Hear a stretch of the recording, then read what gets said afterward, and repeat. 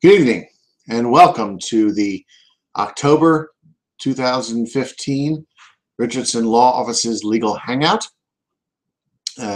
Today we're going to talk about something called forfeiture, public employment forfeiture.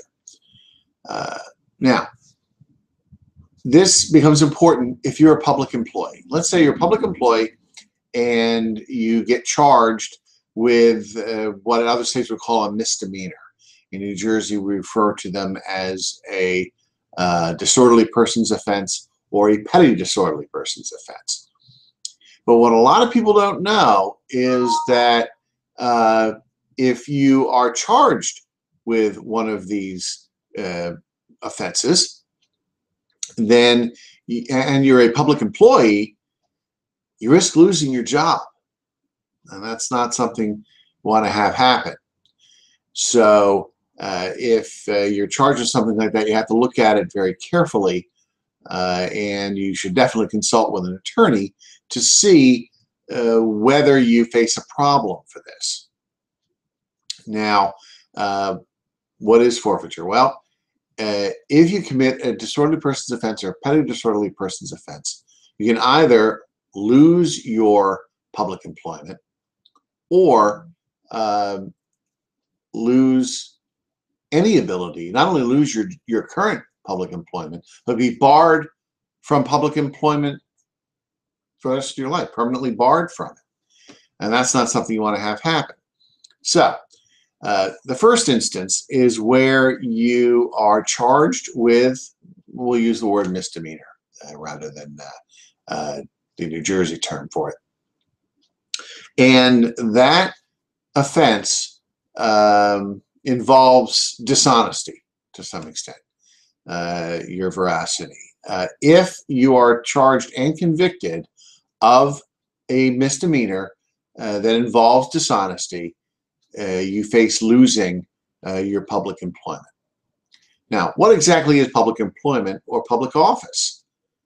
You want to make sure you know going in. Well, basically, it's any kind of elective office, any full or part-time public employment with a state, county, or local entity, or a school board, fire department, fire district, or authorities, or other political subdivisions. Basically, public employment, whether it's your job that you were hired to do or an elected position.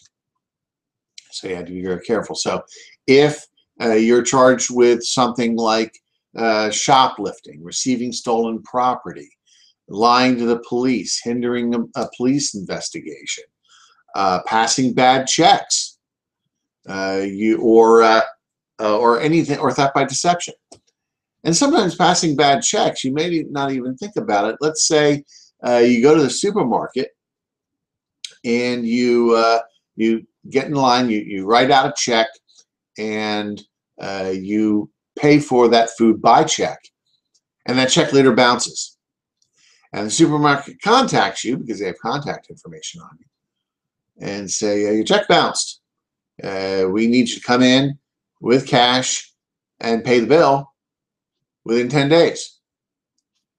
And let's say you're busy, you get tied up in work and the kids, or you go on vacation, or something happens and you don't come back within that 10-day period of time, then that creates a presumption that you never intended to pay, that you were check-kiting, basically. You were purposely passing a bad check.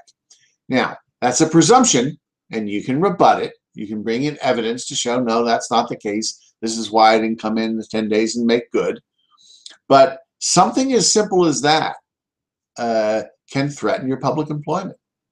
So you have to be careful.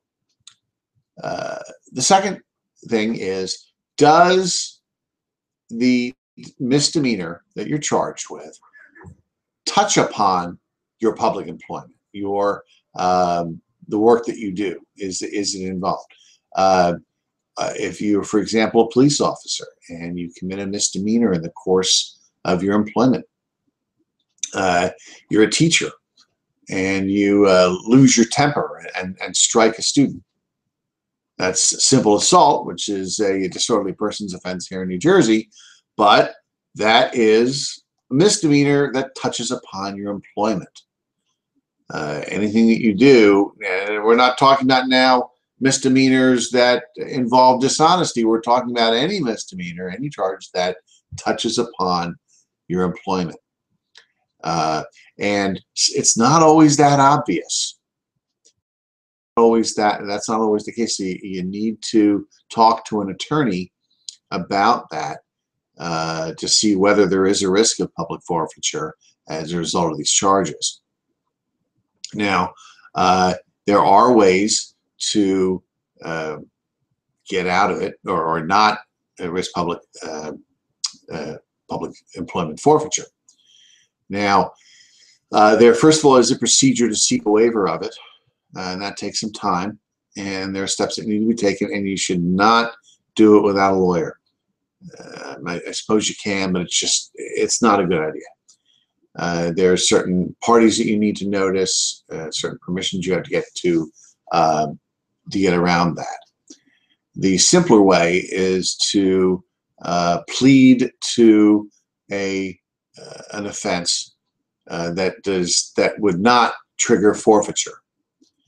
This is a little bit more difficult when it involves something that touches upon your employment, but if it's something that involves dishonesty, then you might be able to plead it down to something.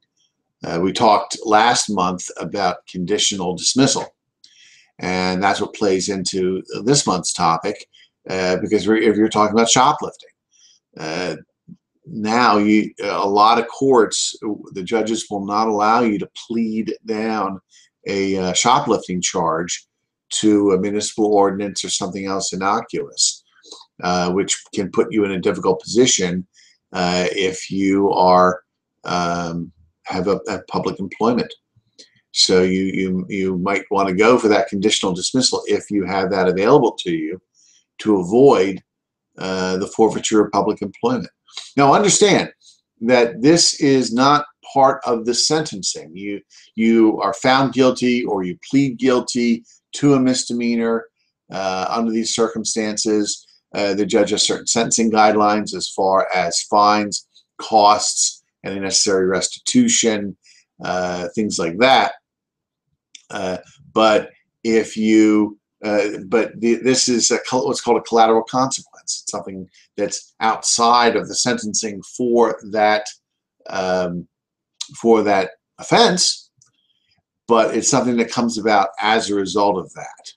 Okay, it's, for example, you are convicted of drunk driving, you plead guilty of drunk driving, and your license is suspended, and as a result, you can't get to work, or you drive for a living and you can't do the job, and you end up losing your job. Well, loss of employment isn't part of the sentencing or punishment for drunk driving, but it's a consequence of it happening.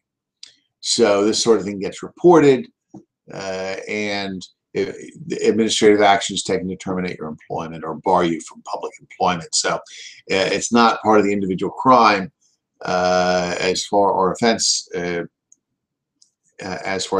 guidelines are concerned, but it's something that can happen to you as a result.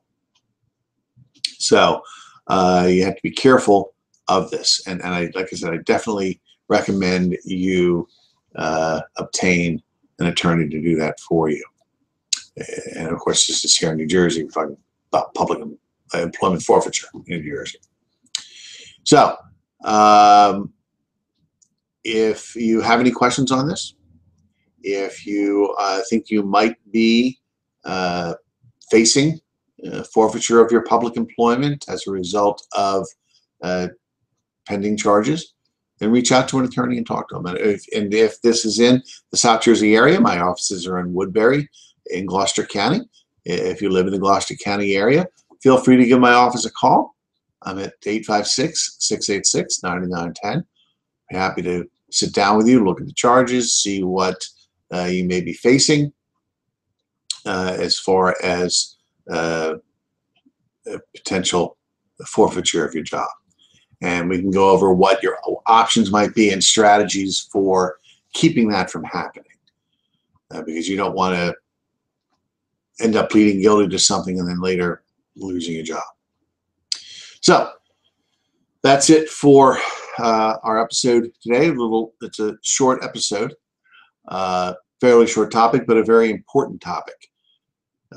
So if you or someone you know is facing this, have them watch the video. It'll be available on my channel. Coming into the holidays, next month's episode, again, it's usually the fourth Thursday of the month, but I was out of town last Thursday, so we broadcast today, the 29th. Next month, the fourth Thursday is Thanksgiving Day.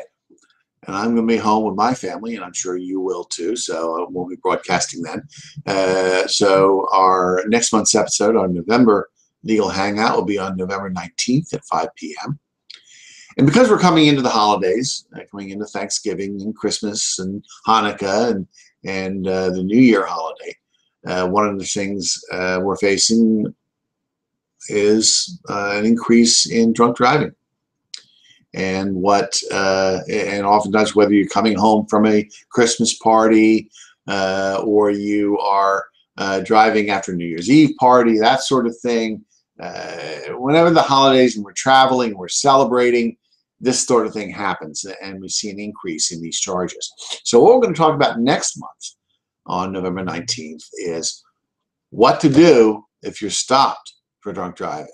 This is a proactive thing, and you know what? Watch the episode, but I hope you never have to use this information. I hope you have a wonderful holiday, Thanksgiving, Christmas, Hanukkah, New Year's, and you should, of course, drink responsibly. But if you find yourself in that situation, or you're worried that you might, or just for general knowledge, knowledge is power, tune in on November 19th at 5 p.m. We're going to talk about, from start to finish, what you need to do to protect yourself as best as possible should you be stopped for drunk driving. So until then, I hope you have a happy Halloween. And and if you like this episode, be sure to click on the thumbs up button below this video and to like it. That'll help us rank a little bit better in the search engines. And if this is useful to you, please click on that button. And also, if you find these Hangouts informative, or some of the other videos that are on the channel, I release usually two new videos a week. Subscribe to the channel. Get a little note in your inbox of what's going on the channel. There may well be some information of use to you or someone you know. So if you like the episode, click that thumbs up button and to like it. And if you like the channel and what we're doing here, please feel free to subscribe. Till then, happy Halloween, and I'll see you next month.